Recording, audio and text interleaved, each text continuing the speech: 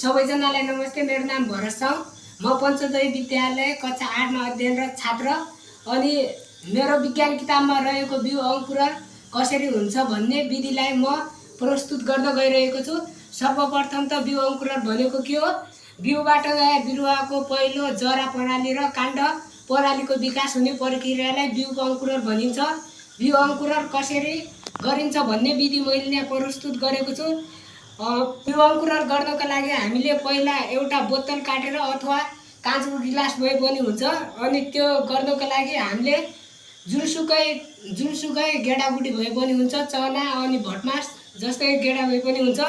हामीले बिउ अंकुरण गर्नका लागि पहिला सर्वप्रथम काटेको बोतलमा पानी र अनि 3वटा विधि हुन्छन्। पहिलो विधि रहेको छ सबभन्दा तलको भाग। यो भाग कस्तो हुन्छ भने यसले पानी पाइरहेको हुन्छ तर प्रकाश र हावा पाइरहेको हुँदैन। त्यसैले यो भाग त्यस्तै ढुसिएर त्यस्तैको अलि फुल्छ मात्र। यो विधिले प्रकाश अनि हावा पानी तीनै कुराहरू पाइरहेको हुनाले यसमा सबैभन्दा छिटो टुसा पलाउने गर्छ अनि यो विकसित रहेको हुन्छ।